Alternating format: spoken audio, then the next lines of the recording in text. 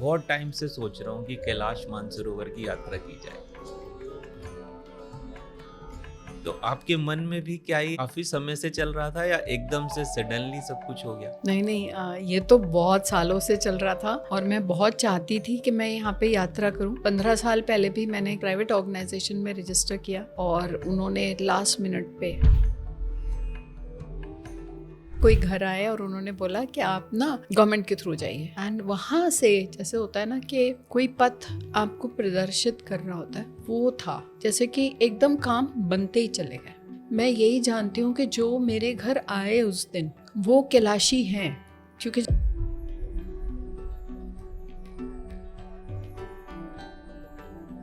पहली बार आपने देखा वहां से कैलाश को तो कैसी फीलिंग आई, क्या महसूस हुआ आपको?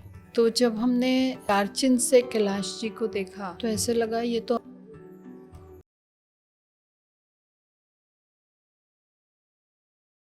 आज हम बात करने वाले हैं एक ऐसी यात्रा की जिसे भगवान शंकर का बुलावा माना जाता है, पवित्र कैलाश मानसरोवर यात्रा। बहुत लोगों का सपना होता है कि वो कैलाश के दर्शन करें, लेकिन आज हम इस पॉडकास्ट में एक आपको ऐसे पर्सन से मिलाने वाले हैं जिन्होंने हाल ही में मानसरोवर की यात्रा को कंप्लीट किया है। आज हम समझेंगे उनके एक्सपीरियंसेस को, उनकी जर्नी को, क्या क्या उनको दिक्कतें आई, क्या क्या उनके प्रैक्टिकल लर्निंग्स रहे इस पूरी जर्नी में। आज हम बात करेंगे पूर्णिमा मैम से। मैं पूर्णिमा मैम का वेलकम करता हूं। नमस्कार मैम, आपका आज गणेशा पॉडकास्ट पे वेलकम करता हूं और कैलाश मानसरोवर यात्रा संपूर्ण करने के लिए कॉन्ग्रेचुलेट भी करता हूं। प्रभु कृपा। मैं तो thank you so much. Ma'am, मैं सबसे पहले आपसे ये पूछना चाहता हूँ कि मैं बहुत टाइम से सोच रहा हूँ कि कैलाश मानसरोवर की यात्रा की जाए।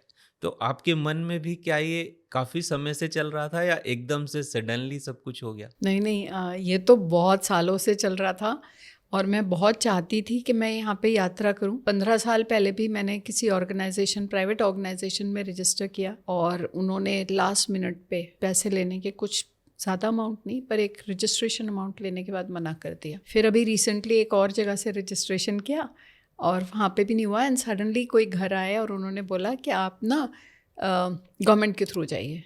एंड वहाँ से जैसे होता है ना कि कोई पथ आपको प्रदर्शित कर रहा होता है, वो था जैसे कि एकदम काम बनते ही चले गए।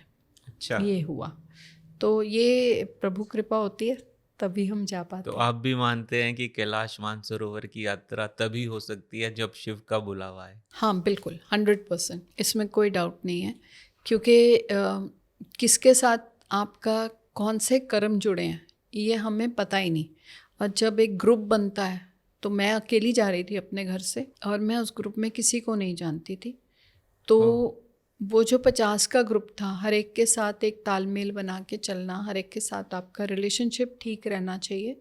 ये तभी पॉसिबल है जब शिव हाथ पकड़े हुए हैं, वरना ये पॉसिबल ही नहीं है कि आप आराम से करें। आपके कर्म ज़रूर होते हैं जो आपने कंप्लीट करने होते हैं उन लोगों के साथ, तभी वो ग्रुप बनता है और वो शिव को ही पता है, हम लोगों को पता भी नहीं है। तो आज के इस पॉडकास्ट में हम चाहेंगे कि हम आपसे सारी वो इन्फॉर्मेशन लें कि किस तरह से आपने यात्रा स्टार्ट करी और क्या क्या हुआ आपकी जर्नी में, क्या क्या एक्सपीरियंसेस हुए जी और शिव की भक्ति का लेवल आपका कितना बढ़ा, कितना घटा, ये सब कुछ आज इस पॉडकास्ट में जानना चाहेंगे। ज़रूर ज़रूर।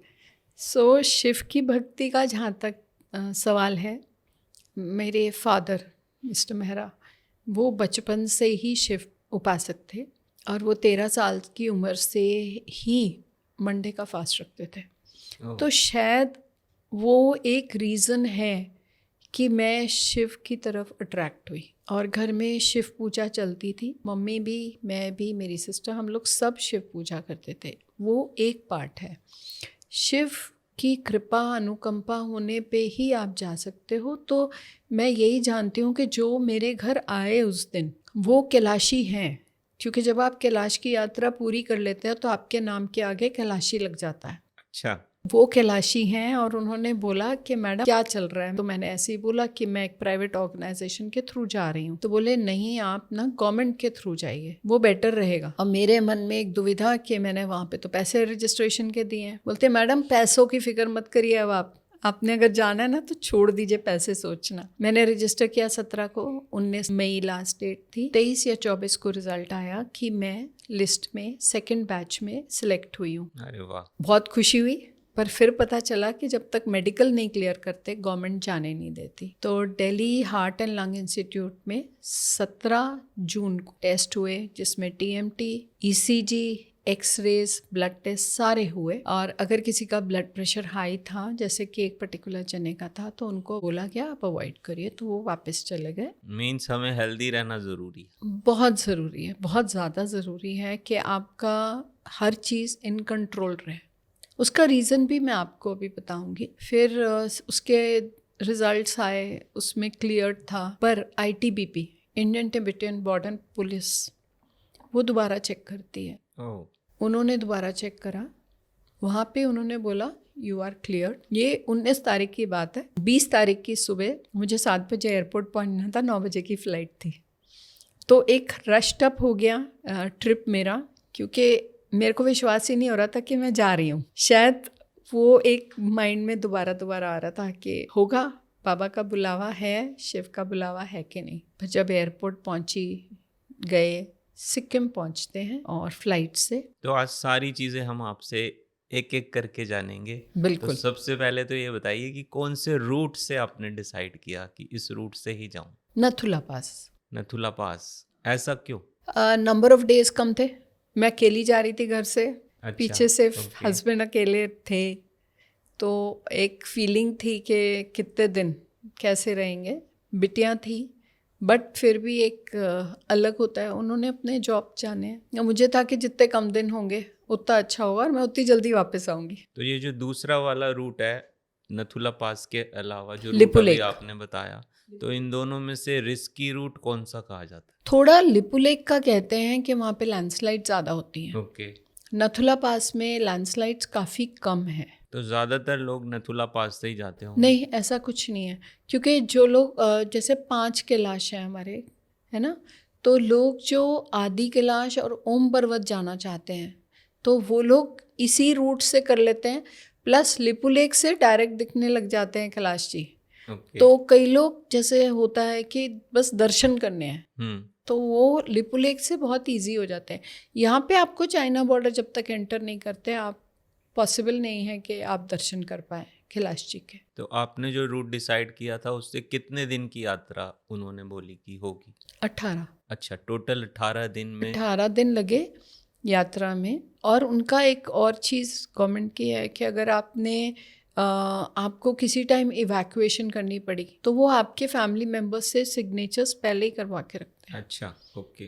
तो वो लोग, ये सारी चीज़ें गवर्नमेंट बहुत ध्यान रखती है। बट इवैक्यूएशन क्यों? जब पूरा उन्होंने सारे टेस्ट कर लिए, सारे हेल्थ ओके है, तो ऐसे केसेस हो जाते हैं? होते हैं, जैसे हमारे साथ भी हुए कि एक केस तो Delhi Heart and Lung institute से ही वापस चले गए, क्योंकि उनका थोड़ा सा हार्ट का इशू दिखा डॉक्टर्स अच्छा। को, तो एडवाइस करा कि आप ना जाए। एक वहाँ पे हुआ। सेकंड केस हमारा हुआ जो कि हम एक बारी कैलाश माउंटेन के बेस पे पहुँच गए। तो वहाँ पर पहले दिन की परिक्रमा तो हमने कर ली, यम द्वार से निकल के, पर 4 जने वापस हो लिए कि अब हम सेकंड डे की नहीं करेंगे, क्योंकि सेकंड डे की जो परिक्रमा है वो डोलमा पास है, बहुत टफ है। घोड़ा आपको लेके जाता है अगर आप घोड़ा करते हैं, अगर आप पैदल चलते हैं तो it's very tough. Young age में yes it's possible, but young लोग भी कई नहीं कंप्लीट कर पाते। वहाँ पे जाके कई लोगों का केसेस ऐसे हुए। और डोलमा पास पे हमारे ही ग्रुप की एक लड़की थी जो 5-7 मिनट खड़ी हो गई जाप करने के लिए, तो उनके होठ हाथ नीले पड़ने शुरू हो गए। ऑक्सीजन लेवल्स बहुत कम है। मतलब सच में शिव का बुलावा होगा तभी आप जा वहाँ पाएंगे। पहुँच बिल्कुल पाओगे। बिल्कुल।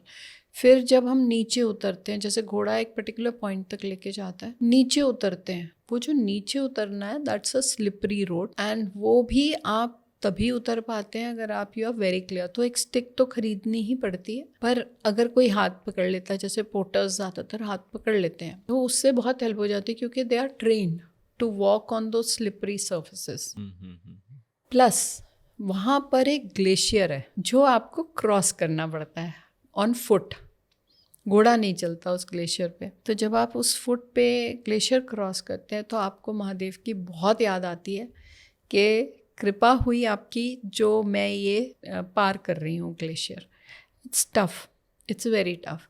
एंड जब जैसे मैं नीचे आई सेकेंड डे तो मेरे को लगा मैं थोड़ा सा सांस थोड़ा उखड़ा है, तो इमिजिएटली जो बाकी लोग मेरे साथ चल रहे थे उन्होंने इमिजिएटली ऑक्सीजन का कैन निकाला और बोला मैम आप पफ ले लीजिए थोड़ा सा मीन्स ऑक्सीजन। ऑक्सीजन कैन और बाकी सारी मेडिसिन और ये सब भी जानी उन्होंने पड़ती। प्रोवाइड करी थी या आप साथ में लेके गए थे? दोनों।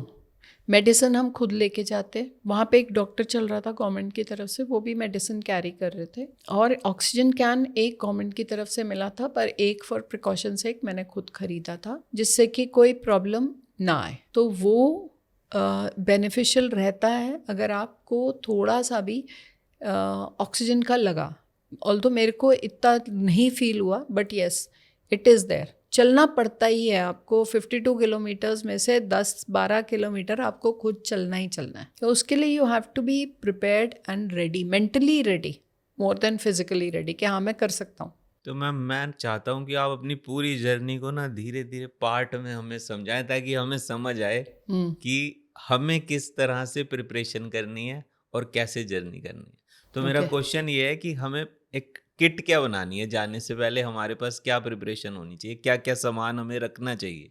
सबसे पहली किट मेडिसिन्स, जो आप रेगुलर खाते हैं तो वो तो रखनी ही रखनी है, पर प्रिकॉशनरी मेडिसिन जैसे आप ट्रैवल करते हैं, कहीं भी ट्रैवल करते हैं, स्टमक के लिए अपसेट स्टमक है उसके लिए एक मेडिसिन, एक आपको मेडिसिन अपने थ्रोट के लिए, क्योंकि पानी वहाँ इतना ठंडा है कि अगर आपने ठंडा पानी पी लिया तो आपका गला सिकुड़ जाता है उसी टाइम।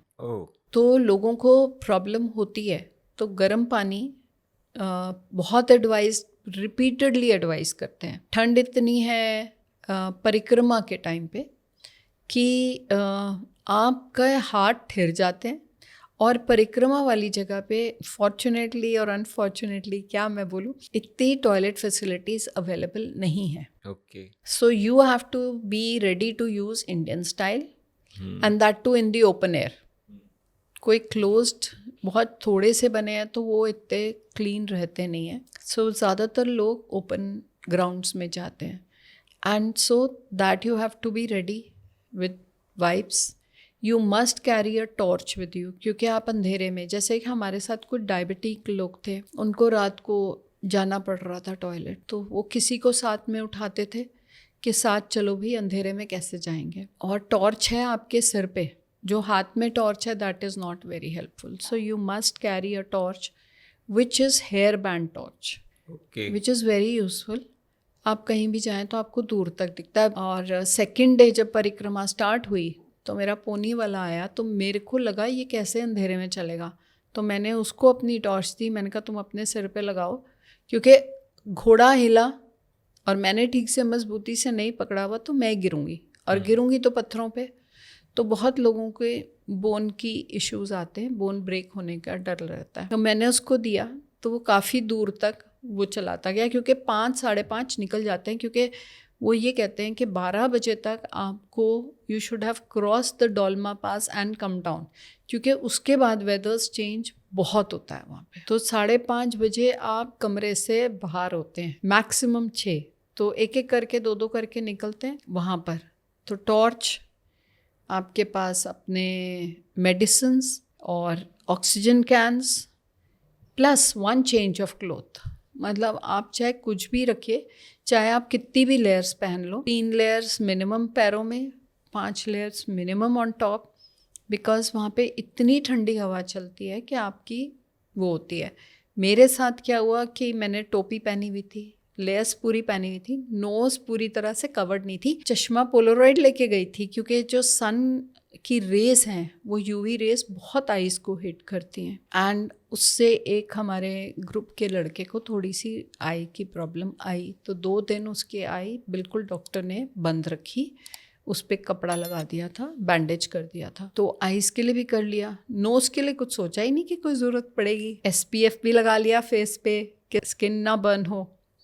और फिर जब थोड़ी थोड़ी नोज़ ब्लीडिंग शुरू हुई तो इमिजिएटली डॉक्टर साहब को पूछा तो उन्होंने बोला ड्राई एयर इतनी है कि नोज से आइस तक की छोटी छोटी कैपिलरीज फट जाती हैं ड्राई एयर से, कोल्ड ड्राई एयर। तो आपको इसलिए हो रही है, बट यू रिलैक्स, ठीक हो जाएगा आफ्टर अ फ्यू डेज। पर अब आप नोज कवर्ड रखिए। तो जब मैं डोलमा पास से जब ग्लेशियर क्रॉस कर रही थी, अगर मैं आपको अपनी फ़ोटो दिखाऊं तो मेरी नोज़ कवर्ड है प्रॉपरली विद अ स्कार्फ, क्योंकि नोज़ ब्लीड का खतरा हो गया कि ज़्यादा हो जाती है तो फिर वो टेंशन होती है।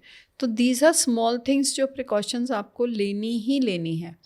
और आपका बीपी नहीं राइज होना चाहिए, नहीं तो गवर्नमेंट जाने नहीं देती, मतलब जाना भी नहीं चाहिए, बिकॉज बीपी जैसे राइज हो गया तो आपके हार्ट पे एंड ब्रेन पे दोनों पे इफेक्ट होता है। तो ये प्रिकॉशन लेनी है। कठिन है, मगर अगर हृदय में भक्ति है तो सब कुछ संभव है। हृदय में भक्ति, रास्ता कठिन और महादेव ने हाथ पकड़ा हुआ है तो सब कुछ संभव है। जैसे मैं घोड़े से उतरी एक 6 किलोमीटर की ट्रैक के बाद, आगे 6-7 किलोमीटर मुझे खुद ही ट्रैक करना था, तो मेरा पैर फिसला और पता नहीं कहाँ से एक बुद्धिस्ट ओल्ड एज जने आए, उन्होंने मेरा हाथ पकड़ा और कुछ दूर तक, जब तक मैं स्टेबलाइज नहीं हुई, उन्होंने हाथ नहीं छोड़ा। So this was an experience for me कि महादेव कहीं से आए हैं और बोल रहे हैं कि मैं तुम्हारे को लेके चल रहा हूँ, तुम टेंशन नहीं करो। फिर उन्होंने घोड़े वाले को भी बोला कि अब आप इनका हाथ नहीं छोड़ना। ही बिकेम वेरी पर्टिकुलर, जो भी थे। तो आपका जब ये जर्नी शुरू हुआ तो घर से सीधा डोलमा पास ही पहुंचे थे आप? बागडोगरा से सिक्किम से हमारे को 4 दिन गवर्नमेंट एक्लेमेटाइज करती है, जो कि कई प्राइवेट टूर्स नहीं कर पाते, जिसकी वजह से लोगों को काफ़ी नौसिया, वॉमिटिंग, चक्कर, बहुत सारा कुछ होता है। दूसरा, वहाँ पर आयुष वाले आए हुए थे, उन्होंने हमारे को कोका होम्योपैथिक दी। जो लोग होम्योपैथिक में नहीं बिलीव करते उनको डायमॉक्स बोला गया लेने को। So every day from 20th we were taking either coca और डायमॉक्स, मोस्ट ऑफ अस। फिर हम एक जगह रुके, 2 दिन 2 जगह रुके, 18 माइल पे रुके। तब तक रुकते जाते हैं 4 दिन जब तक सब लोग एक्लेमेटाइज नहीं होते। और हर दिन हमारा बीपी चेक होता था। अगर किसी का हाई था तो वो बोल देते थे कि आपने लेटना है, आपने चलना नहीं है। जैसे हम पहले दिन जब सिक्किम के होटल में रुके तो बहुत स्ट्रिक्ट इंस्ट्रक्शंस थी, आप होटल से नहीं जा सकते, आपको होटल में ही रेस्ट करना है, क्योंकि आप एक पर्टिकुलर हाइट पे आ गए हो सी लेवल से, एंड दे मॉनिटर। तो इस पूरी जर्नी में जैसे आपने कहा 4 दिन तक चलते रहे, तो इसमें कितना रेस्ट मिला, कितने आवर्स का ट्रैवल हुआ, इसके ऊपर थोड़ा सा बताओ। हमारी जर्नी जो थी सिक्किम से स्टार्ट हुई होटल से, और उसमें पहले दिन तो वो हमारे को बहुत थोड़ा लेके गए कि हम एक्लेमेटाइज हुए, क्योंकि हम ऑलरेडी 10,000 फीट पे नियरली पहुंच गए थे, हाइट पे पहुंच गए थे सिक्किम में, और होटल भी हमारा काफ़ी ऊंचाई पे था। उसके बाद उन्होंने नेक्स्ट डे भी हमको बहुत ज़्यादा ट्रैवल नहीं कराया, हल्का ट्रैवल कराया कि आप रेस्ट करिए। अगर आप ट्रैवल करते रहेंगे तो नौसिया वगैरह ज़्यादा रहेगा। तो हम एक होटल से दूसरे होटल ज़रूर गए, maybe for about 2 hours we travelled. उसके बाद हम वहीं पे रहे, हमको अलाउड ही नहीं था होटल से बाहर जाना, कहीं भी जाना। वहीं पे रहो, वहीं पे लेटो, वहीं पे चाय वगैरह अगर आपको कुछ चाहिए तो सब अवेलेबल था। ये 2nd डे हो गया हमारा। 3rd डे से हमारे को उन्होंने थोड़ा और ऊंचाई पे लेके गए और हम 18 माइल पे गए, जो अभी इसी साल इनॉग्रेट किया गया वो जगह। एंड वहाँ पर again for 2 days we were just getting acclimatised. हमारे को थोड़ा सा ऊपर चढ़ाते थे, नीचे ले आते थे, वॉक करवाते थे, जो ऊपर ले जाते थे वो चढ़वाते थे थोड़ा सा, और वो कहते थे लंच और डिनर आपका उस जगह है। तो 4 दिनों के बाद फिर हम कहाँ पहुँचे? तो 4 दिन जब गवर्नमेंट ऑफ इंडिया को लगा कि अब हम थोड़ा एक्लेमेटाइज हो रहे हैं, तो उन्होंने हमारे को चाइना बॉर्डर पे ले गए और हम पहुंचे चाइना बॉर्डर पे, और चाइना बॉर्डर नथुला पास। ओके। हम नथुला पास पहुंचे और वहाँ पे गेट्स बंद थे, इंडिया साइड से भी और चाइना साइड से भी, दोनों तरफ से गेट्स बंद थे। पर हाँ, देवर इंटीमेटेड के एक बैच ऑफ कैलाश के लिए, यात्रा के लिए आ गया। फिर दोनों गेट्स खुलते हैं प्रॉपर तरीके से, और फिर उन्होंने क्या किया कि एक एक करके हम सबका पासपोर्ट लिया। पासपोर्ट लेने के बाद उन्होंने हमको 4-4 की लाइन में डिवाइड कर दिया, 4-4 जनों की। एक बारी हम 4-4 जनों की लाइन्स में डिवाइड हो गए।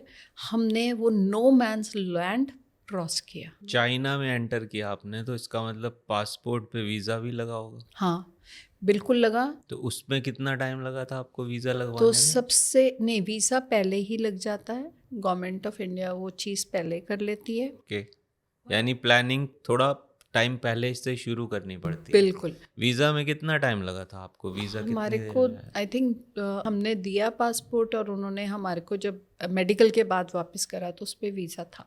उन्होंने बोला आपका वीज़ा लग गया। अराउंड 10 डेज में लग गया। विद इन 10 डेज, कम ही लगा, ज़्यादा नहीं लगा। ठीक आई है। थिंक 2-3 दिन में ही लगा दिया था उन्होंने वीज़ा, क्योंकि डॉक्यूमेंट्स पहले ही चले जाते हैं हमारे ओके। गवर्नमेंट ऑफ इंडिया के पास, और government of India further transfer कर देती है चाइनीज़ गवर्नमेंट के पास। तो जब आप बॉर्डर पे पहुंचते हो तो इमिग्रेशन वाले इंडियंस पहले आपको वो चेक करते हैं कि आपने क्या ज्वेलरी पहनी हुई है। उसकी एक पूरी लिस्ट बनाई जाती है ओके। जो कि आपको साइन करनी पड़ती है कि मेरी ये ज्वेलरी है और इस वर्थ की है। साथ में आप मोबाइल फ़ोन लेके जा रहे हो तो मोबाइल फ़ोन कौन सा है उसका मेक लिखा जाता है और उसकी अप्रॉक्सीमेटली कॉस्ट बताई जाती है। तो ये सारी डॉक्यूमेंटेशन इंडिया गवर्नमेंट एट नथुला पास करती है। उसके बाद आप लाइन में खड़े होते हो और नो मैंस लैंड, मतलब इधर भी गेट है और इधर भी गेट है। वो गेट्स के दोनों के बीच में नो मैंस लैंड कहलाता है, जो किसी का नहीं होता। तो वो जो है, आप उस लैंड को जब क्रॉस करते हो और आप जाते हो चाइनीज़ टेरिटरी में, फिर गेट्स बंद कर देते हैं। तो वो आपको वेलकम करा। उसके बाद एक प्रोसेस शुरू होता है जिसमें आपकी पूरी फ़ोटोग्राफ ली जाती है फेस की, और वो आपका पासपोर्ट चेक करते हैं कि उस पर वैलिड है नहीं है। फिर वो आपको बसों में बिठाते हैं। तो हमारा जो तो ग्रुप जो बसेस होती हैं वो चाइना की होती हैं? चाइना की थी, और बसेस बहुत कंफर्टेबल थी। और बसों में बिठाने के बाद वो हमको कई माउंटेन्स के थ्रू लेके गए। 3-4 घंटे का रास्ता, कभी हम ऊपर और नीचे देखते थे तो ओ माय गॉड, हम इस रास्ते से जा रहे हैं, इस तरह का एक सीन था। तो यहाँ के माउंटेन्स और वहाँ के माउंटेन्स में क्या फ़र्क मिला? तो यहाँ के ज़्यादातर माउंटेन्स ग्रीन हैं। ओके। जो तिब्बत वाले एरिया में, बेसिकली हम तिब्बत एंटर करते हैं ज़्यादा। तिब्बत वाले माउंटेन्स जो हैं वो बिल्कुल जैसे हमारे लेह लद्दाख के माउंटेन्स हैं, उस टाइप के हैं। इसीलिए वहाँ पे एयर ड्राई हो जाती है। माउंटेन्स में ज़्यादातर, मतलब कुछ एरिया तो माउंटेन्स में पेड़ हैं, पर कुछ एरिया, ज़्यादातर एरिया चाइना के पास इतने बड़े बड़े पहाड़ हैं कि देख के ऐसे लगता है कि ये कम से कम 20 मंजिल, 25 मंजिल, 50 मंजिल की स्टोरी है। बहुत ऊंचे ऊंचे पहाड़ हैं और मीलों तक है। चाहे तिब्बत वाला जो एरिया है वो ऐसा है। वंस वी एंटर्ड देयर, फिर वो हमको लेके गए। वैसे एक क्वेश्चन आ रहा है मेरे माइंड में, मतलब भगवान शिव हमारे और बैठे चाइना में। चाइना में है, एग्जैक्टली। बहुत सब लोगों का मन था कि भाई अब तुम वापस इंडिया में आ जाओ, तिब्बत को इंडिया का हिस्सा बना दो, जिससे कि बाकी लोग भी दर्शन कर सकें, क्योंकि डिफ़िकल्ट है जाना वहाँ पे। तो चाइना बॉर्डर पे जब हम इमिग्रेशन के लिए पहुँचे, सबका दिल धड़क रहा था, क्योंकि वो लोग बहुत स्ट्रिक्ट हैं। उन्होंने बैग खुलवाए, उन्होंने हमारे फ़ोन्स देखे कि फ़ोन में कोई ऐसा ऑब्जेक्शनेबल मटेरियल तो नहीं है जिसमें कि गवर्नमेंट को कोई परेशानी हो। सो वो स्क्रॉल करा उन्होंने हर एक का फ़ोन, बैग्स चेक करे, उन्होंने हमारी फिंगरप्रिंट्स ली, हमारी फेशियल प्रिंट्स ली, हमारी आइज़ की प्रिंट ली, सारा कुछ लिया। उसके बाद हम लोग निकल गए उसमें से, और हम 3 बसों में बैठे। But before anything else you have to pay entry fees to China, right, and that is $2,700। Okay. So वो डॉलर्स में ही लेते हैं। उन्होंने वो फ़ीस ली। हाँ, उसके बदले में वो आपको रहने के लिए अकोमोडेशन भी देते हैं। बसेस का खर्चा उन्हीं का रहता है। हर बस में एक ड्राइवर, एक गाइड और 2 से 3 चाइनीज़ गवर्नमेंट के लोग रहते थे। अच्छा, मतलब आगे की पूरी जर्नी जो है उसकी फ़ीस है वो $2,700? यस, और वो सारी रिस्पॉन्सिबिलिटी चाइनीज़ गवर्नमेंट की? यस। आपको लेके जाना और वापस उसी पॉइंट पे ड्रॉप करना? नथुला पास तक जब तक ड्रॉप नहीं करते, वो सारी चाइनीज़ गवर्नमेंट की रिस्पॉन्सिबिलिटी। बट ये गवर्नमेंट के थ्रू है। जो प्राइवेट है उसका शायद सिस्टम अलग है। ओके।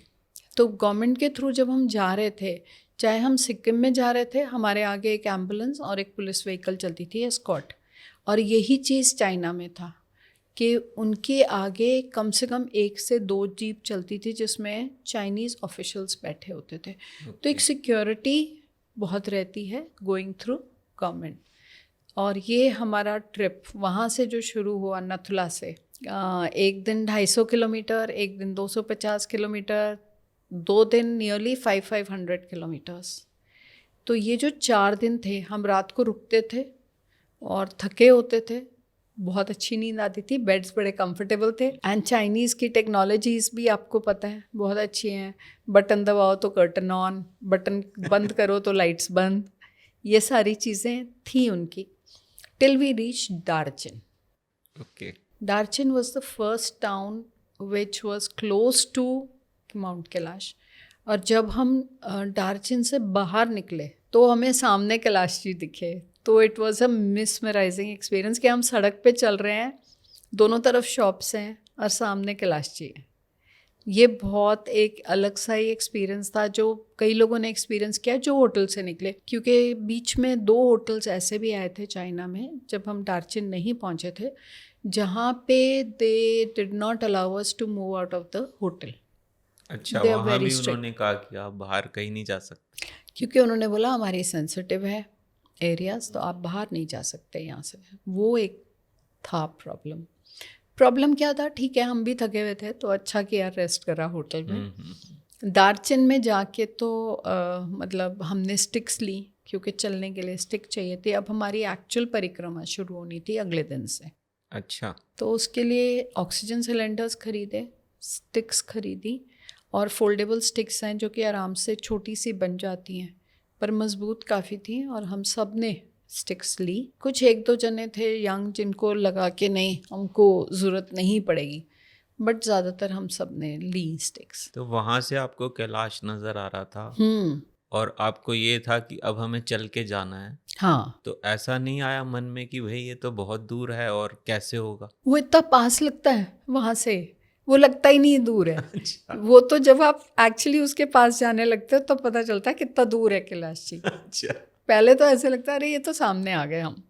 तो वो एक मिसमराइजिंग एक्सपीरियंस था। हम सड़क पे खड़े हो गए, हम 4 जने थे और चारों के चारों सड़क पे खड़े हो गए और उनको देखते रहे, तो फोटोज जब भी ली। पहली बार आपने देखा वहाँ से कैलाश को तो कैसी फीलिंग आई, क्या महसूस हुआ आपको?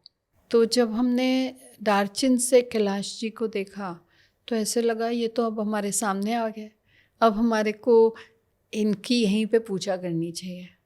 एंड पर फिर रियलाइज़ हुआ नहीं, अभी हम बहुत दूर हैं, क्योंकि जैसे जैसे हम उस रोड पे चल रहे थे, और रोड थोड़ी स्टीप थी, जैसे जैसे हम उस रोड पे चल रहे थे तो हमें लग रहा था अरे ये तो और दूर है, अभी तो काफ़ी दूर है। और फिर थोड़ा ना अंधेरा होना शुरू हो गया क्योंकि हम पहुँचे ही, वहाँ पे अंधेरा भी 9 बजे से पहले होता नहीं है।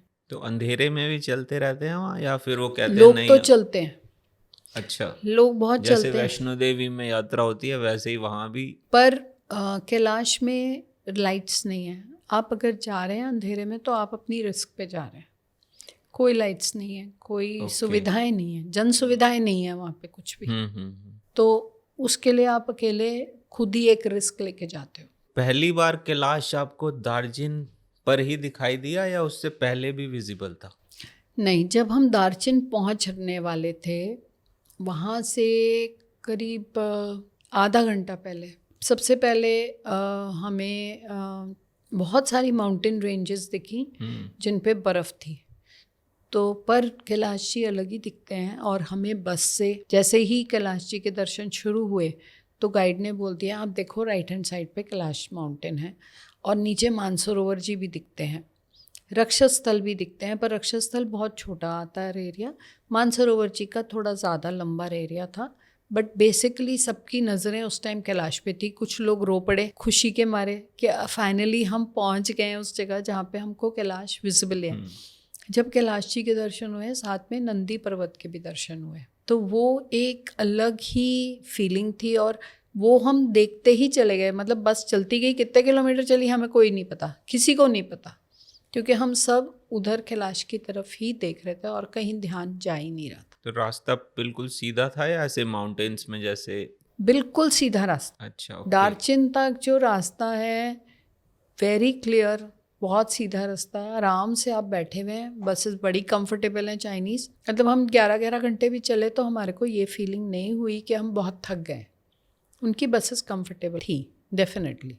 तो दर्शन सबसे पहले कैलाश जी के वहाँ से हुए और सबने बहुत फ़ोटोज़ खींची। उसके बाद तो फिर ध्यान में जाने लगे, ये हुआ। तो आप तो रेकी हीलर हो, स्पिरिचुअल एक्सपीरियंसेस इतने सारे हुए, तो उसको देखकर या किस जगह पर आपको लगा कि स्पिरिचुअल एनर्जी मुझे महसूस हो रही है? जब पहले दर्शन हुए ना, उसमें लगा कि उन्होंने हमारा आना स्वीकार किया, मेरा आना स्वीकार किया। राइट। और वो जो आना स्वीकार किया मेरे लिए एक बहुत हम्बलिंग एक्सपीरियंस था, क्योंकि सीधी सी बात है, जो मैं देखती आई हूँ, सुनती आई हूँ, कैलाश के दर्शन पीढ़ियों दर पीढ़ी सब लोग नहीं कर पाते। आपकी पीढ़ी में आपने कर लिया तो यू आर इंडीड ब्लेस्ड, और वो तभी ब्लेस्ड है अगर वो अलाउ कर दें आपको आने को।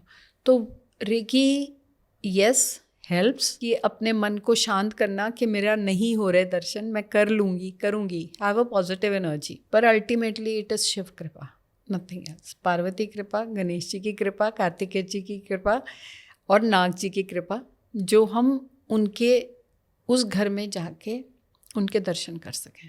हम नहीं कर सकते, हम कोई नहीं है, हमारी इतनी वाइब्रेशंस ही नहीं है। दार्जिन से जब हमने चलना शुरू किया तो फिर आगे की जर्नी का बताएं। तो दार्जिन से हम बस में चले पहले, कोई 10 मिनट का बस का रास्ता था। वहाँ पे हमें उतार दिया गया।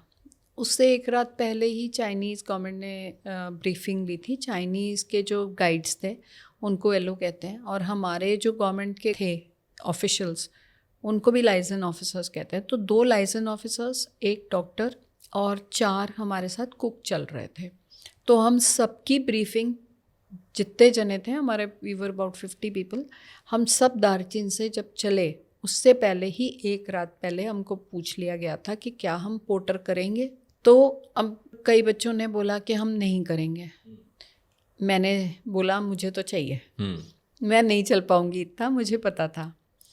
तो उन्होंने बोला ठीक है आप पेमेंट कर दो। उसकी पेमेंट अलग होती है, वो हमने पेमेंट करी, दैट्स मोर देन 50,000। ओके। वो पेमेंट करी और अगले दिन सुबह हमारी बस हमको लेके गई यमद्वार। यमद्वार पे बस उतारती है और यमद्वार से हमारे को पोनी पोर्टर मिलता है। यमद्वार पे से निकलना कहते हैं एक अलग जन्म होता है, और उसको बहुत शुभ माना जाता है कि आप अपने पूर्वजों को प्रणाम करते हैं। कहा जाता है, ये भी है, मैंने नहीं करा, कि आप अपना एक छोटा सा पीस, कोई धागा या कुछ भी एक चीज़ वहाँ पे छोड़ के आओ। बट मैं ये कुछ भी नहीं कर पाई क्योंकि बहुत भीड़ थी उस दिन वहाँ पे, मौसम खुला हुआ था और बहुत ज़्यादा भीड़ थी। तो बस ये हो रहा था कि चलो निकलो निकलो निकलो। तो यमद्वार से उतर के मैं घोड़े पे थोड़ी सी आगे चल के घोड़े पे बैठी। उसके बाद घोड़ा चलता जाता है और आप को पकड़ के बैठना है, पर स्ट्रेट रोड है। पहले दिन की जो परिक्रमा है that is 10-12 kilometres, which is absolutely a straight road. बीच में थोड़ा थोड़ा चढ़ाई उतराई आती है पर बहुत ज़्यादा नहीं है, कंफर्टेबल रोड है। जैसे घोड़े ने पानी पीना है तो आपको उतार देंगे, फिर चढ़ा देंगे। खाने के लिए वो लोग बैठते हैं, आपको उतार देते हैं कि आप भी खाना खाओ, हम भी खाना खाएंगे। तो वहाँ पे खाना कहाँ से आया? तो हम लोगों को फ्रूट दिया गया था चाइनीज़ गवर्नमेंट की तरफ से। ऐसा कोई कुक्ड फूड या स्टॉल्स नहीं वहाँ पे कुछ? हैं, अब हम लोगों की रिस्ट्रिक्शन थी तो हम लोग को एक पानी की बोतल और सेब के साथ या तो केला या संतरा, दोनों में से एक फ्रूट मिलता था रोज़ का। तो वो हम क्या करते थे, उस दिन उन्होंने हमारे को बिस्किट्स भी दिए कि अगर आपको ज़रूरत पड़े एनर्जी की तो आप ये ले सकते हो। फर्स्ट डे की परिक्रमा में हम चलते जाते हैं 10-12 किलोमीटर घोड़े पे। बीच में वो 2-3 जगह रोकते हैं, आप बैठिए, आपने अपने आप को रिलीव करना है तो आप जाइए पहाड़ों में कर लीजिए। नोबडी इज़ बॉदर्ड, क्योंकि सबका साथ वही हाल होता है, क्योंकि वहाँ पे टॉयलेट्स बने हुए नहीं। तो आप चलते जाते हैं, चलते ही जाते हैं। अच्छा। फर्स्ट डे जब आके रुके, फिर एक मीटिंग ली गई। हमारे एलोस मिस्टर महेश जी थे और एक उमेश जी थे और उनके 2 एलोस और हमारे डॉक्टर साहब। तो ये जो 5 जने थे, इन्होंने मीटिंग ली और बोला कि अब जिसने बैकआउट करना है कर लो, क्योंकि कल जो चढ़ाई है वो 6 किलोमीटर बहुत स्टीप चढ़ाई है, चाहे आप घोड़े से जाएं चाहे आप पैदल जाएं। और फिर जो आपको घोड़ा उतारेगा, क्योंकि उसके बियॉन्ड घोड़ा नहीं जाएगा, तो आपको 6-7 किलोमीटर स्टीप उतराई करनी है। तो हम लोग धीरे धीरे धीरे धीरे सोचने लग गए क्या करें, क्योंकि डॉक्टर जो थे वो बोले कि जिनका बीपी हाई हुआ था, मैं उनको भी एडवाइस करता हूँ सोचो। तो उन्होंने एक लेडी ने तो इमीडिएट मना कर दिया, 2 जेंट्स ने इमीडिएट मना कर दिया, जबकि वो यंग थे। एंड क्यों मना करा उन यंग जेंट्स ने वो नहीं हमें पता, बट 4th जो लेडी थी उसने लास्ट मिनट में मना करा कि मैं भी नहीं कर रही हूँ। वो दोनों फ्रेंड्स थी गुजरात से। हाँ, ये रीज़न हो सकता है कि फर्स्ट डे ही उन्हें जर्नी जो है डिफ़िकल्ट लगी हो, तो उन्हें कहा गया कि सेकंड डे इससे भी ज़्यादा डिफ़िकल्ट होगी, तो कुछ लोग बैकआउट कर सकते हैं। तो 4 लोग जने बैकआउट करे, और सेकंड डे की जर्नी, इसमें कोई डाउट नहीं है, डिफ़िकल्ट है। लेकिन सेकंड डे की जर्नी शुरू होने से पहले जो डिनर और ब्रेकफास्ट क्या किया? तो वो डिनर, हमारे जो कुक्स गए थे हमारे साथ, वो इंडियन कुक्स थे? वो इंडियन कुक्स थे। अच्छा। उनको खाना आटा चावल सब कुछ। ओके। और वहाँ पे चाइनीज़ मार्केट में मैं भी गई थी, क्योंकि वहाँ पे हमारी कमिटीज़ बन गई थी और मैं फूड कमेटी की हेड बना दी गई थी। ओके। तो मैं पहले दिन गई तो मैं सब्जियाँ खरीद के लाई।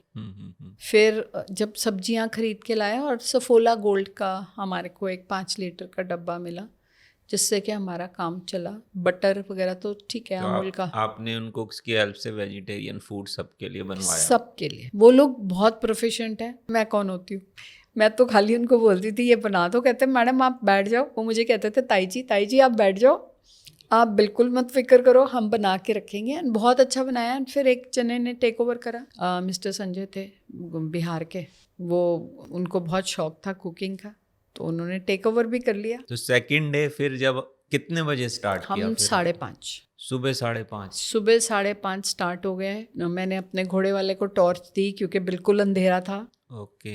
और 7 बजे तक वहाँ पे काफ़ी लाइट हो गई थी।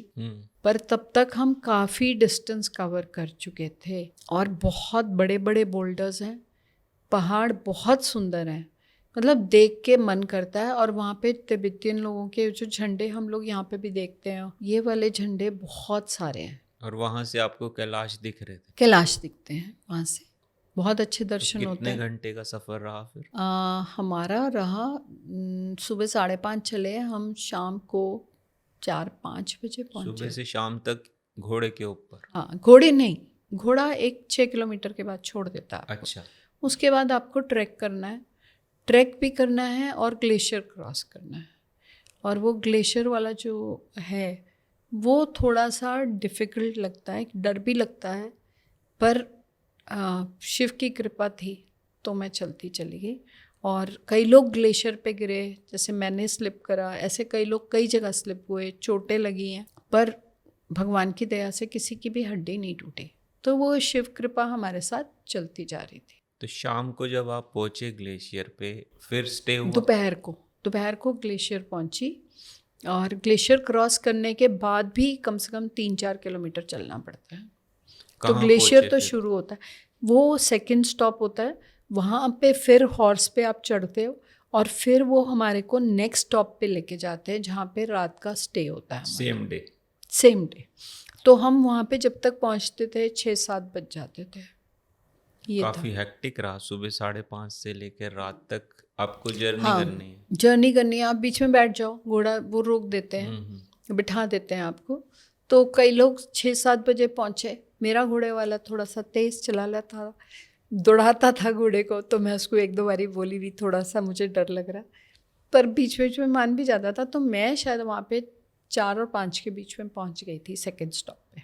फिर नेक्स्ट डे फिर स्टार्ट किया? नेक्स्ट डे जो स्टार्ट किया, अगेन वॉक थी, to a very little limited extent. घोड़ा लेके गया, पहले थोड़ी सी वॉक करवाई, फिर घोड़ा लेके गया, वही 6-7 किलोमीटर। उसके बाद उसने घोड़ा उतार दिया। उसने बोला अब घोड़ा नहीं चलेगा, अब आपको एंड तक पैदल जाना है। तो वो जो रास्ता है अगेन थोड़ा सा वो है, स्टीप है, इन द सेंस एक तो ऊपर नीचे है, कई जगह उबड़ खाबड़ है, पत्थर है। दूसरा वहाँ पे लेफ्ट हैंड साइड पे खाई है, तो अगर आप नीचे गिरते हो, आप ध्यान से नहीं चलते हो तो गिरने का डर है। पर ज़्यादातर लोग थोड़ा सा राइट साइड पे ही होके चल रहे थे। एंड कुछ जगह थोड़ी चौड़क भी थी सड़क, कुछ जगह नैरो थी, बट ऑन द होल ठीक है, आ जाता है। स्टिक के साथ चलना पड़ता है। चाइनीज़ गवर्नमेंट ने कई जगह रेलिंग भी लगाई जिनको पकड़ के आप चल सकते हो, पर मैंने जो देखा रेलिंग के साथ मैं एक बारी फिसली। दूसरा, रेलिंग ज़रा सी हिल रही थी, तो लगा अगर रेलिंग ज़्यादा हिली तो वो तो गिरी, मैं भी गिरूंगी, तो मैंने रेलिंग छोड़ दी, खाली स्टिक के साथ ही चलती रही। तो थर्ड डे आप फिर वहाँ वहाँ पहुँचे? पे पहुँचे और वहाँ पे सबने बहुत खुशी मनाई। बहुत खुली जगह थी जहाँ पे हम लोग सब एकत्रित हुए। एंड उसके बाद बसेस आ गई और फिर उन्होंने हमारे को वापस लेके गई तो बसेस। घर से लेकर वहाँ तक पहुँचने में आपको 7 दिन लग गए? ज़्यादा, क्योंकि 20 तारीख को मैं चली थी और 29 को मैं मानसरोवर इधर पहुंची थी परिक्रमा पे, 3 दिन की परिक्रमा। उसके बाद वो जो बसेस लेके जाती हैं वो आपको मानसरोवर लेक पे 2 दिन रात ठहराती हैं, तो दैट्स अनदर एडेड 2 days। उसके बाद फिर आप रिटर्न जर्नी शुरू करते हो। ओके। तो तभी ट्रिप 18 दिन का हो जाता है, लंबा है। तो मानसरोवर जब आप पहुँचे तो उसके बाद फिर क्या हुआ? तो उन्होंने बस बीच में रोकी और बोला कि ये एक पर्टिकुलर पॉइंट पे, और उधर बोला कि यहाँ पे अब आप अपने पितरों को तर्पण दे दो, जल अर्पित कर दो। तो सब ने अंजलि में मानसरोवर जी से जल लिया और अर्पण करा पितरों को। ओके। जो जो पितर आपको याद आते जाए उस टाइम। यमद्वार पे भी यही करा, हमने अपने पितरों को याद किया, पर मानसरोवर जी पे ज़्यादा याद किया। और मानसरोवर जी पे जब हम पितरों को जल देते हैं तो एक अलग फीलिंग आती है कि जैसे हम कुछ अर्पण कर रहे हैं। वहाँ से हम में से कुछ लोगों ने छोटे छोटे स्टोन्स भी उठाए, जो कि वो मना कर रहे थे, पर वो मानसरोवर से उठाए ही जाते हैं, सब लोग लेके आते हैं कि वो एक शिव का रिप्रेजेंटेशन है। शिव वहाँ पर आते हैं, ये माना जाता है। उन्होंने हमारे को आधी परिक्रमा मानसरोवर जी की उस दिन कराई और हम रात को 8 बजे तक होटल पहुँचे थे। अगले दिन की बाकी परिक्रमा होती है, एक दिन में पूरी कितना टाइम परिक्रमा नहीं लगता है होती। पूरी परिक्रमा करने में? 108 किलोमीटर है। तो वो पैदल तो हम लोग नहीं करते, तिब्बतियंस ही करते हैं पैदल, और वो लोग काफ़ी चलते हैं, वो लोग लेट के भी करते हैं परिक्रमा। हम लोग तो सीधा सीधा चल के कर रहे थे। पर मानसरोवर की परिक्रमा ज़्यादातर बस से ही हो रही थी। 108 किलोमीटर की लंबी परिक्रमा है वो। तो उसमें से आधी आपको उस दिन कराई? आधी उस दिन कराई और आधी अगले दिन। जब हम सुबह उठे हैं तो उन्होंने बोला कि अब आप लोग स्नान कर सकते हैं मानसरोवर जी के जल से। ओके। तो उन्होंने बोला कि आप एंटर नहीं कर सकते मानसरोवर में, तो वो बाल्टी में पानी ला के देते हैं उनके रिप्रेजेंटेटिव। तो कोई भी एंटर नहीं कर रहा था वहाँ? नहीं, वो करने ही नहीं देते और सीधे हैं कि अगर हमने देख लिया आपको कुछ डालते हुए मानसरोवर जी में, जैसे बहुत लोग कॉइन्स लेके गए थे, तो अगर किसी ने चुपचाप डाल दिया तो डाल दिया, पर अगर उनकी नज़र में आ गया तो सीधा उन्होंने अनाउंस करा हुआ था $500 फाइन। Very clear. तो मानसरोवर में आप एंटर नहीं कर रहे हो, पर आप वहीं पे देख रहे हो और वो बाल्टी ला के दे रहे हैं। आपकी चॉइस है कि आप वहाँ पे, एक लेडीज़ के लिए उन्होंने 2 टेंट छोटे छोटे लगा रखे थे, जेंट्स तो ऐसे ही वहीं पे बैंक पे नहाए। और उसके बाद हमने हवन किया। हमारे साथ लकीली ग्रुप में एक साउथ इंडियन कोयम्बटूर से एक पुजारी जी गए हुए थे। उनके साथ एक थोड़ा सा आगे जाके, कोयम्बटूर से थोड़ा आगे एक और पुजारी थे, पर वो सन्यासी थे कम्प्लीटली। मतलब वो इतने सन्यासी थे कि वो 1 रुपया नहीं हाथ लगाते थे। वो कहते मैंने सब छोड़ दिया। तो इन्होंने रुद्राष्टकम भी कराया, इन्होंने हवन भी कराया, इन्होंने बहुत सारे छोटे छोटे रिचुअल्स कराए, जैसे बड़ों से आशीर्वाद लेना, छोटों को आशीर्वाद देना, और वहीं पे जलाया। हम लकड़ी गई थी, बहुत लोग लेके गए हुए थे, कुछ चंदन की लकड़ी, बेलपत्र, कपूर, काले तिल, बहुत सारा कुछ, के पितरों की भी पूजा करेंगे। तो प्रॉपर पितरों की पूजा करने के लिए उन्होंने किचन से आटा लिया और उसमें काले तिल, घी और चावल मिला के वो पूरा एक पितृ तर्पण जो करते हैं हम, वो उन्होंने करवाया। वो जो हवन हुआ वो सरोवर के पास बैठ के सरोवर के पास बैठ के हुआ हवन। उसमें रिस्ट्रिक्शंस नहीं लगाई उन्होंने? उन्होंने एक डिस्टेंस से पहले तो जाने ही नहीं दे रहे थे ना। ओके। तो आप सरोवर से करीब करीब 10 फीट दूर, तो काफ़ी भीड़ थी? हम लोग ही थे उस दिन तो। पर हाँ, परिक्रमा जब हम कर रहे थे तो थी भीड़, ऐसा नहीं था कि नहीं थे, कई लोग मिले हमें। पर इधर मानसरोवर पे खाली था। हमने आराम से हवन किया और हलवे का प्रसाद बना था, वो हम सब ने चखा, क्योंकि हम सुबह और ये करीब करीब 3 से 4 घंटे की पूजा रही और सुबह से किसी ने कुछ नहीं खाया हुआ था, क्योंकि सबको यही था कि हवन करके ही खाएंगे। बहुत अच्छे से पूजा हुई और वो जो सारा सामान था वो इकट्ठा किया गया। वहाँ पे कुछ नहीं छोड़ के आ सकते आप। फिर उसकी डिस्पोजल बताई गई कि कहाँ होएगी। ये था सेकेंड डे मानसरोवर। और फिर हम शाम को, उन्होंने बोला कि अब हम रात को रुकेंगे और अगले दिन सुबह सुबह निकलेंगे। तो 2 दिन रात हम जो रात को मानसरोवर थे, उसमें से एक जो मेरा एक्सपीरियंस था वो मैं बताती हूँ। और लोगों ने वहाँ पे लाइट्स देखी, ऊपर से आती हैं, स्काई से लाइट्स आती हैं, पानी में चली जाती हैं और फिर वापस जाती हैं। अब मानसरोवर जी इतने बड़े हैं, 108 किलोमीटर। हमारा लिमिटेड विजन था, तो कहीं दिखी कहीं नहीं दिखी, हर तरह की थ्योरी आई। पर क्योंकि जिस दिन हम सेकंड डे था उस दिन हवा नहीं चल रही थी, तो मैं सुबह सुबह 4:30 बजे गई और चंद्रमा की फ़ोटो ली।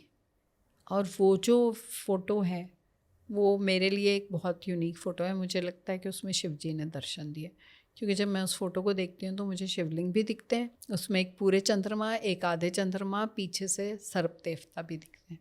तो वो फ़ोटो वहीं पे दिखी और कहीं नहीं मुझे दिखी, और वो मेरे को बहुत प्रिय है। तो उसके बाद तो फिर वापस जर्नी शुरू होने लगी। तो इस पूरी जर्नी में आपकी आंखों से आंसू कब आए? मेरी आंखों से आंसू एज सच नहीं आए। मैं इतनी ज़्यादा खुश थी कि मेरे को रोने का मन नहीं था। मेरा तो शुक्राना था कि आपने मुझे बुला लिया। So I was smiling, I was laughing and I was within myself. मतलब I went deep into myself. रोने का मन एक ही जगह हुआ जब मैंने सबसे पहली बारी कैलाश देखे कि हाँ, आपने मुझे दर्शन दे दिए, पर वो भी एक लेवल तक। या सेकंड टाइम जब जहाँ पे आया पर प्रॉपर मैं आंसू नहीं बहाई, कि मुझे लगा वहाँ पे महाअवतार बाबा जी की सिस्टर और अगस्त्य साईं, ये तीनों दर्शन दे रहे हैं। So that was, and Mahavatar Baba ji is the physical presence of Shiva on earth. तो वो एक फीलिंग जो आई वो अलग सी आई, क्योंकि वो कोई डिस्क्राइब मैं कर ही नहीं पाऊँगी कभी भी। वो मेरे लिए ही है खाली। तो आपकी जो सबसे बड़ी डिज़ायर थी कि मैं वहाँ पे जाऊँ, तो वो पूरी हुई बेसिकली? लाइफ की डिज़ायर थी सबसे बड़ी, तो छोड़, मतलब एक तो मेजर इस डिज़ायर डिज़ायर होती का है। पूरे होने से लाइफ में अब क्या बदलाव आए? अब आप वापस आ गए हो, कुछ चेंजेस फील करते हो? क्या फील करते हो आप? सबसे पहला चेंज तो ये है कि you try to go within yourself. जो चीज़ हो रही है, जैसे वहाँ पे भी बहुत सारे इंसिडेंट्स ऐसे हुए, तो लगा ये कहाँ फंस रहे हैं, हम आए स्पिरिचुअल जर्नी पे हैं, ये कहाँ जा रहे हैं। एंड कैलाश जी के दर्शन के बाद यही लगता है कि जीवन जो है ना, वो थोड़ा सा सोचना चाहिए इंसान को कि मटेरियलिस्टिक कितना होना चाहिए, क्योंकि कर्म जो हमारे बंधे हुए हैं ना हमारे साथ, वो तो ख़त्म करने पड़ेंगे, तभी आपको मोक्ष की प्राप्ति होगी। या आप नेक्स्ट लाइफ में जाओगे तो थोड़ी इजी लाइफ होगी, नहीं तो आपको फिर वो करना पड़ेगा। पर हाँ, मैं ये ज़रूर कहूँगी, कई लोग ऐसे भी मिले जो 12-12 बार कैलाश जा चुके हैं, और ये भी बोला क्या हमें, जस्ट फॉर रिकॉर्ड, कि ये ईयर ऑफ द हॉर्स है अकॉर्डिंग टू चाइना। तो जब आपकी एक परिक्रमा पूरी हुई, आपकी एक्चुअली 12 परिक्रमा पूरी हुई। और अगर आप ये आउटर परिक्रमा 12 कर चुके हैं, तो आप अगर इस साल दोबारा आते हैं तो 24 हो जाएंगी। और उनकी एक कंडीशन है इनर कोरा के लिए, जो ये तो आउटर कोरा है, इनर कोरा जो है वो एक अलग एनर्जी वाली एरिया है, जहाँ पे हर जना जा ही नहीं सकता। वो कहाँ पर है वो भी कैलाश जी में, वो थोड़ी चढ़ाई चढ़ के है और इनटू कैलाश, और उसके लिए you need special permission from the Chinese government, नहीं तो यू कैन नॉट गो। क्योंकि ये लोग बहुत क्लियर हैं कि अगर किसी को देख लिया हमने एक पर्टिकुलर पॉइंट से ज़्यादा जाने में, उसी टाइम पकड़ लेते हैं ये लोग। और ये लोग इतने ज़्यादा पर्टिकुलर हैं हर चीज़ के, कि जैसे हम लोग वापसी की ले रहे थे, तो हमारा लास्ट डे था before we were crossing the border. तो एक जने को लगा कि मैं ये कुछ अजीब सी है, चाइनीज़ शायद वहाँ पे मिलिट्री थी या क्या था, तो उसने शायद अपना फ़ोन निकाला। वो पुलिस वाला आगे बैठा हुआ था बस में, उसने इमीडिएटली दौड़ के उस बंदे को बोला switch off your phone. They are particular, हम उस लेवल पे हैं ही नहीं। मेरी एक और एक्सपीरियंस रहा जो मुझे बहुत अच्छा लगा, उसकी भी मैंने फ़ोटो ली, कि जब हम लास्ट डे पे वापस आ रहे थे, वहाँ पे बर्ड्स नहीं हैं, आपको वर्चुअली बर्ड्स नहीं दिखती। मतलब पूरे इतने 10 दिन 12 दिन के ट्रैवल में विद इन चाइना मेरे को 1 या 2 चील दिखी, 1 या 2 कौवे दिखे, वरना बर्ड्स तो है ही नहीं। याक बहुत है, शीप्स बहुत है, फिर बर्ड्स नहीं दिखती। एंड सडनली हम एक टाउन में आए एंड वहाँ पे मुझे आउल के दर्शन हुए। तो मुझे लगा कि मेरी तो परिक्रमा पूरी हो गई, माता ने भी दर्शन दे दिए। एंड उसकी मैंने फ़ोटो भी खींची because it was so mesmerising कि ये आउल कहाँ से आ गया जब चीले ही नहीं है, कौवे ही नहीं है। तो अगर आपको चांस मिलेगा तो आप दोबारा जाना चाहेंगे? हाँ, क्योंकि मैंने कुछ चीज़ें मिस कर दी। अच्छा। मैं अपने घोड़े को इतना पकड़े हुई थी कि कुछ साइट्स मेरी मिस हुई। और जैसे मैं आपको बता रही थी कि फर्स्ट डे ऑफ परिक्रमा मैं ऊपर चढ़ गई थी, तो मेरे को एक रिग्रेट है, मुझे बोला भी गया कि आप मैम इतनी दूर तक आ गए हो, हम आपका हाथ पकड़ के लेके चलते हैं, क्योंकि यंग जने थे ज़्यादातर, हम आपका हाथ लेके चलेंगे, आप आगे चलो, आगे ग्लेशियर मेल्ट होके रिवर के फॉर्म में आ रहा है नीचे, आप वहाँ के तक के दर्शन कर लो। पर मेरे को हिम्मत ही नहीं हो रही थी, मेरे को लग रहा था मैं बस कैलाश आ गई, मेरे दर्शन हो गए एंड मेरा हो गया। पर अब मुझे रियलाइज़ हो रहा है कि वो मैं करती तो शायद वो बेटर था। तो बहुत से लोग हैं जो जाना चाहते हैं कैलाश, उनके लिए ऐसा कोई आप टिप दो कि उनकी भी जर्नी पूरी हो, कि क्या करें, इतनी रुकावटें आती हैं उनकी लाइफ में कि वो हर बार प्लान करते हैं मगर बन नहीं पाती। एस्ट्रोलॉजी चार्ट्स में हम देख लेते हैं कि इस तरह की प्रॉब्लम्स आएंगी। आप खुद ही रेकी हीलर हो, आप भी हीलिंग करते होगे, ऑफ कोर्स आपने अपने लिए काफ़ी करी होगी, बट उनके लिए कोई ऐसी छोटी टिप्स बता दो कि उनकी भी जर्नी इस तरह से पूरी हो। मिनिमम 1 माला ओम नमः शिवाय की। जब मेरा थोड़ा सा भी बना कि मैं शायद जा सकूं, तो मैंने शिव पुराण की पाठ स्टार्ट कर दिया था।